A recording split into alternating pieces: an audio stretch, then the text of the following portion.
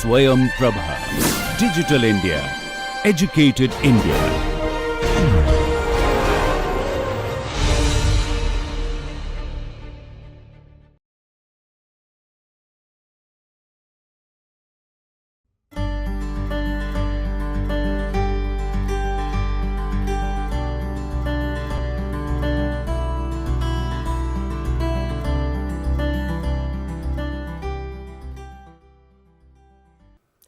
Today, we will talk about colonial architecture in India.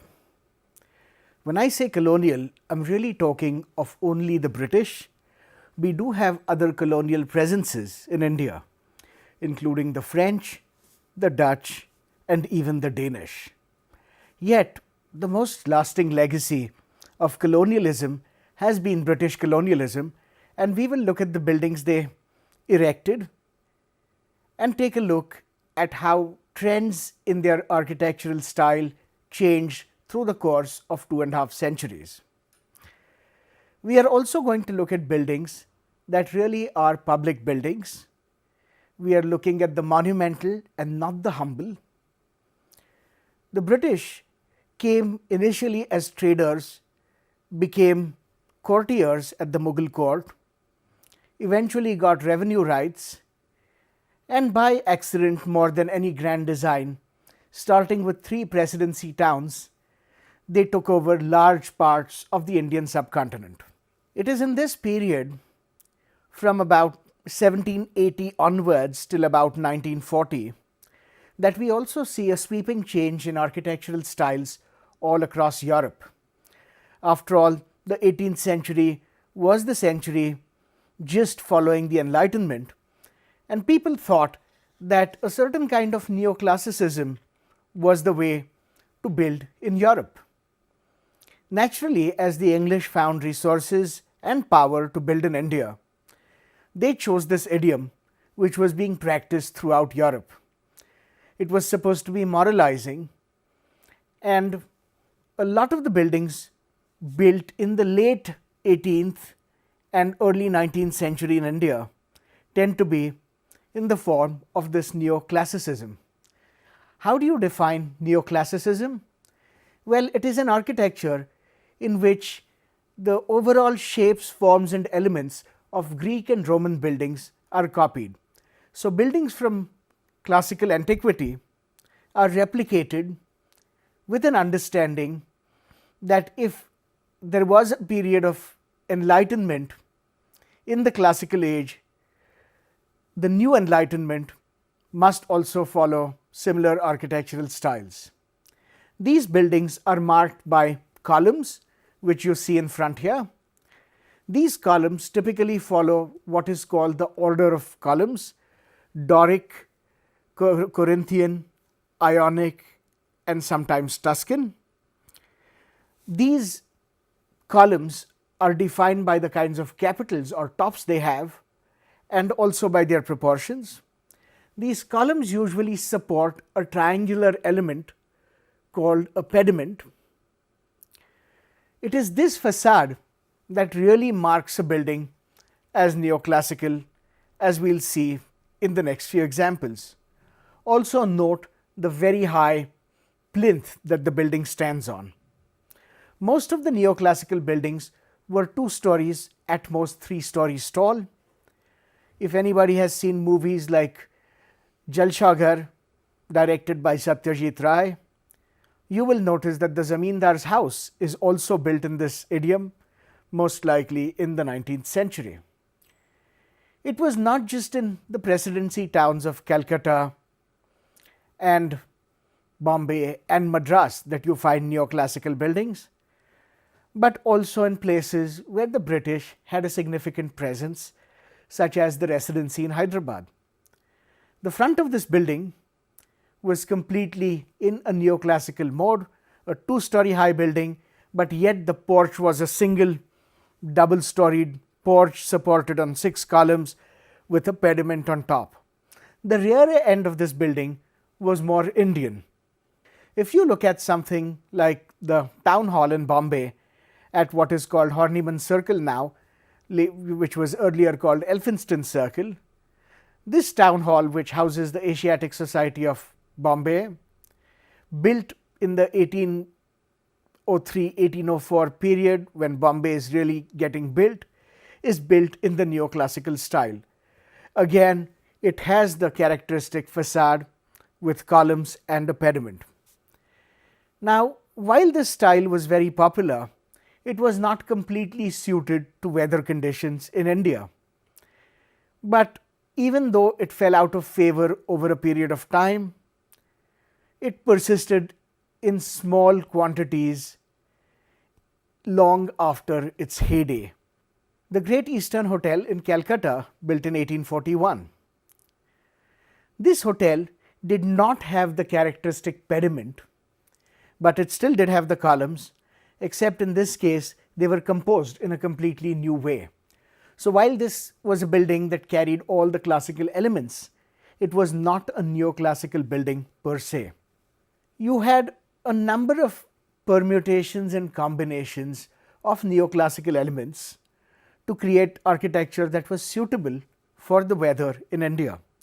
So a large number of British bungalows, in fact even some of the bungalows in Lutyens, Delhi in the 20th century, are built in this idiom where neoclassical elements such as Tuscan columns are used to make the porches, but yet the building itself in its overall massing and composition is not a neoclassical building.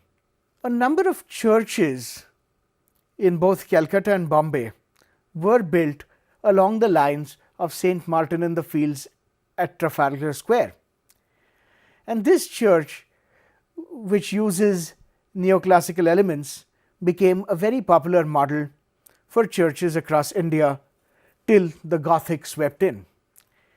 The British in Calcutta did really try to create a completely urban landscape with elements that looked like they had been picked from late 18th and early 19th century England, which was very unlike what happened in Bombay 50 years later, when they tried to create a Bombay of its own contemporary times, which is to say buildings that were being constructed in Victorian Gothic in England were the kinds of buildings that were being constructed in Victorian Gothic in Bombay.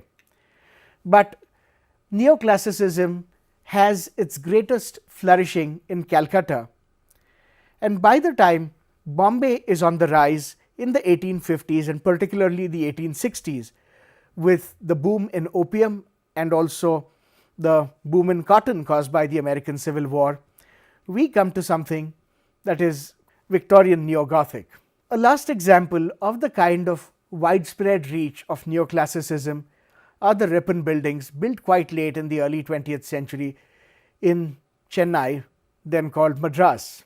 Opera House in Bombay, a kind of mannerist take on the neoclassical, and of course the Mythic Society in Bangalore, which also is a very late example of a neoclassical facade.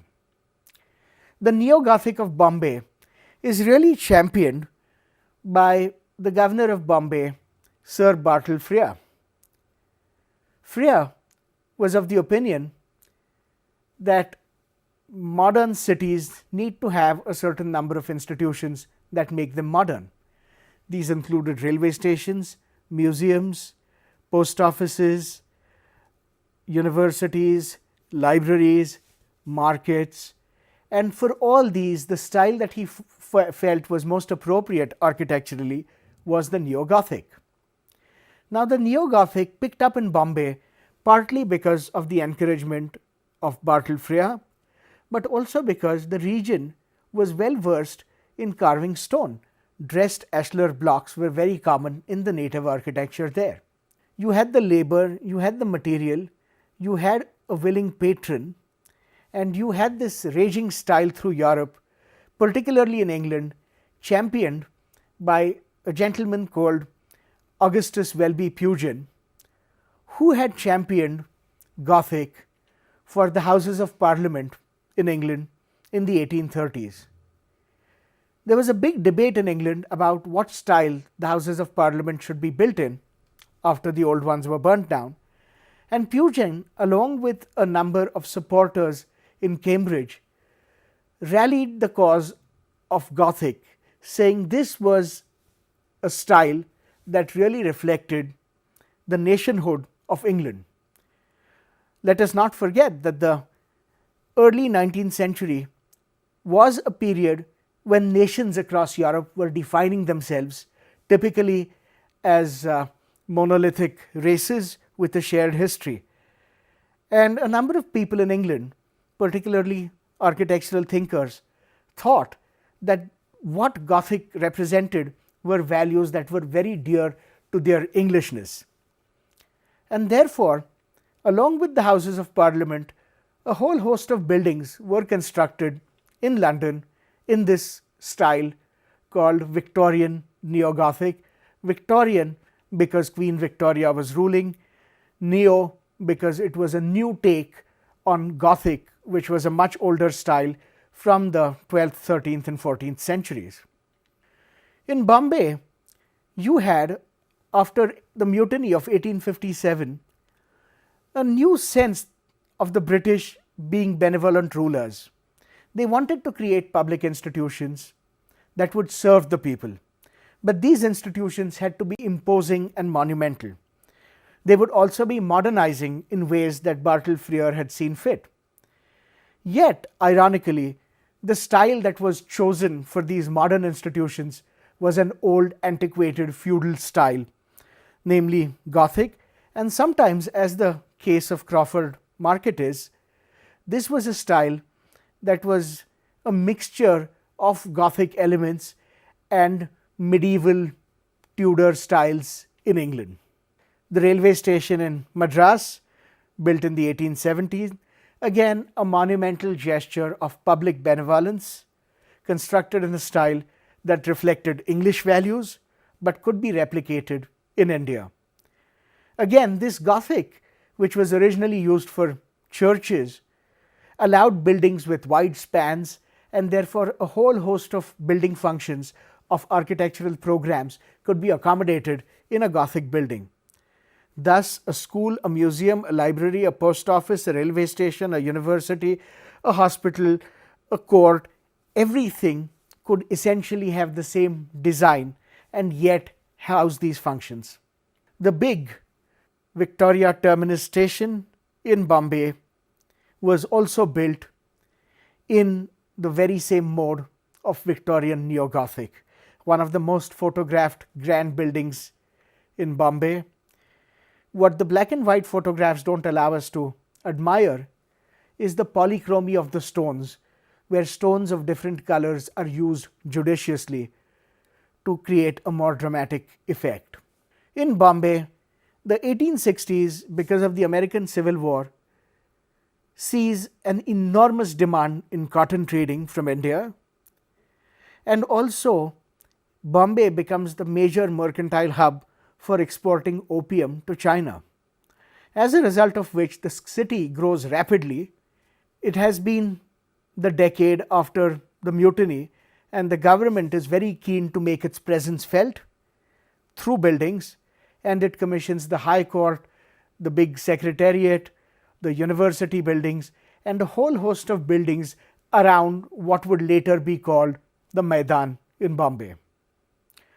All of them happen under the leadership of Bartle Frere, and therefore a number of military architects or military engineers who serve as architects, eager to please him, design in Victorian Neo-Gothic. Again, more buildings in Bombay being constructed till a point that there is a density of these buildings, making it look like it might be a part of London. And so when you stand at the big public fields like the Maidan, you see on all sides around you umpteen number of buildings in Victorian Gothic. What of native architecture in India? Very much under a certain kind of Pax Britannica in the late 19th century. Well, what you see in native quarters in the city is that a number of motifs and designs are being picked up from English fashions, yet being composed in their own logic and way. So while the overall design of the building might be native, certain elements like pilasters, windows, trellises, fascia boards are being copied from English architecture. Now, the English are very uncomfortable with Gothic being used in India because it is not suited to the weather. In fact, there are a number of failures where buildings have had to be altered because the Gothic architecture is just not conducive to ventilation and to light. And therefore, you have a number of champions of a new style, which is going to be a hybrid style, in which not only is British supremacy going to be displayed, but it's actually going to pick up on the mantle of the great Mughals. The British are going to be the new Mughals. This is ritually enacted in things like the big darbars in 1877 and 1891 in Delhi, where a big Mughal ceremonial is played out by the Prince of Wales. And to go with it, they also promote a new style of architecture, which is British in its logic, but has Indian elements on it, as opposed to the vernacular architecture we saw, which was Indian in logic but with British ornament. The British architects of this new style called Indo-Saracenic rely on British manor-like designs, onto which are affixed a number of decorative and ornamental elements derived from the great book called the Jaipur Portfolio. Now, an architect called Jacob Swinton has published in the late 19th century a 12-volume work called the Jaipur Portfolio, in which he reproduces faithfully all the details of various building elements throughout the historical periods of India. So, if you open the Jaipur Portfolio and you say balconies, you will find balconies from the 2nd century BCE as depicted at Bharhut, all the way to balconies made by the Maharaja of Patiala in his old palace. There is no historic understanding, it is basically a pattern book. And all these military engineers who are designing both for the British government, but also for a lot of princely patrons like the Maharaja of Mysore, the Gaikwad of Baroda, the Nizam of Hyderabad, they are using these pattern books to compose facades onto English designs. And so, a number of these Indo-Saracenic buildings will have details that are, yes, Indian, but from completely different periods in history. Here you have the High Court in Hyderabad, built in the early 20th century by an American architect called Vincent Esch, but he too is using the Jaipur Portfolio and composing in a style that the Hyderabadis love to call the City Improvement Board or CIB style, but which really was Indo-Saracenic, a regional variant on it. In fact, this Indo-Saracenic spreads way beyond India and is even used as an appropriate secular style in places in Southeast Asia, such as Kuala Lumpur, where the railway station built in 1910 is built in this Indo-Saracenic style. The Prince of Wales Museum in Bombay, designed by George Whitted, again a fine example of this mode. The majestic buildings across from the Prince of Wales Museum. But the story is not as simple as saying the British come and design in 3 styles over a period of years, initially in the Neoclassical, then in the Victorian Neo-Gothic, and then in the Indo-Saracenic. The problem gets complicated because you have English architects trying to invent styles that are Indian, Indian architects who are designing buildings that are British, buildings in India that look like they're buildings from England, and also buildings in England that look like they might be from India. If you consider a building like the Royal Pavilion at Brighton, constructed in the 1820s and 1830s, this was supposed to be the great Indian pavilion. Of course, the Jaipur Portfolio has not been published, and so there is no set of details that they can borrow on, largely done through painted images of India as popularized by William Hodges or the Daniels. These buildings rely more on a picturesque imagination of what Indian architecture is like. But just 80 years later, in the city of Hyderabad, palaces like the Chow Mahalla are borrowing heavily on Europeanizing designs. This might be a palace in North Africa built under European colonial rule. This might be a palace around southern Europe, but it happens to be in Hyderabad. If you look at a number of these buildings like the Mayo College in Ajmer, and you look at the plans, you start seeing how the logic of these buildings is impeccably European and, more importantly, Victorian. If you are given just a plan, this building could be a building anywhere in Europe built in the 19th century with details that conform to styles there. The only thing that makes this Indian is by having ornament that can be called Indo-Saracenic, which is largely cut and pasted from pattern books.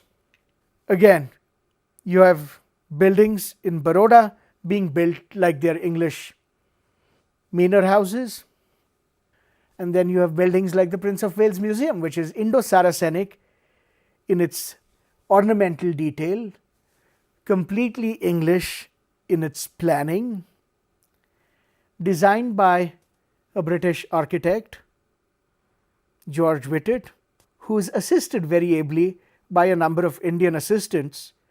These Indian assistants will be highly sought after to build colonial style buildings, that is to say European style buildings, whereas the English architects will be highly sought after to build buildings that look Indian. At the same time, you do have Europeans who design European buildings such as Skinner's Church in Delhi.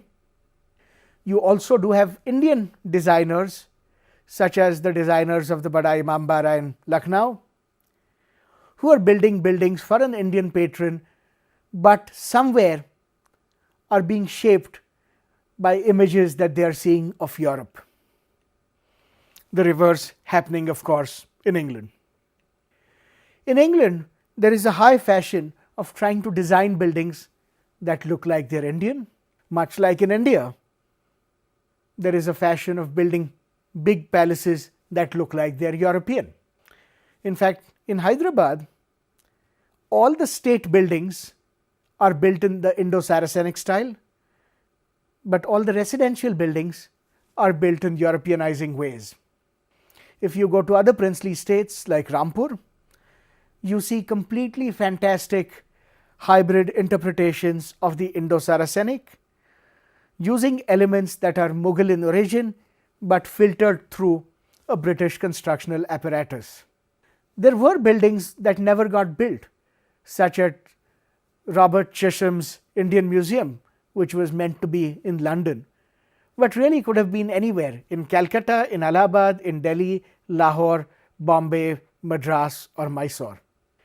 You also have museums such as the Baroda Museum, which looks like it is a European country club. But it all changes when the capital of India moves from Calcutta to Delhi and a new capital is envisioned, because this new capital wants to mark a completely new age, moving away from the classical European roots, moving away from the period when England was trying to define its character through Gothic, moving away from when the British wanted to be the new Mughals and therefore invented Indo-Saracenic, really moving into a modernist phase of architecture and planning, where the new capital would embody modern values with references to a past that was shared, the past that was Indian as much as British, which would borrow heavily from Renaissance planning, from rational grids,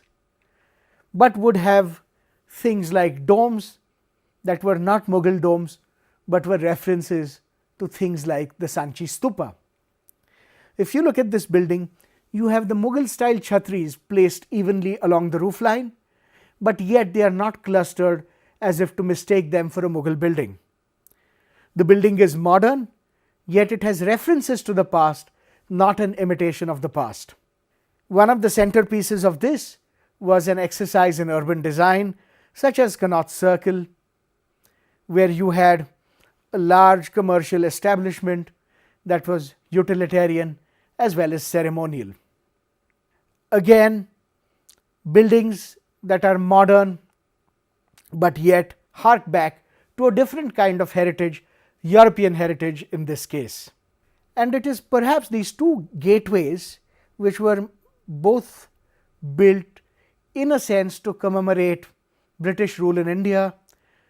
The one on the left, which is the Gateway of India in Bombay, built in 1911 again by George Whitehead, the same architect who designed the Prince of Wales Museum, but built to mark the arrival of King George V into India.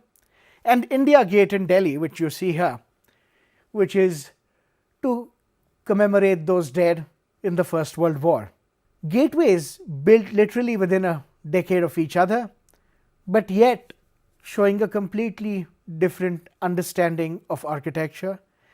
The Gateway of India trying to replicate in an Indo-Saracenic mode details from the Jaipur portfolio, trying to be an Indian building for a new master who had replaced the Mughals, whereas the India Gate is really a modernist enterprise which relies on Indian elements such as the little dome on top, but also a lot of European representations of historic architecture.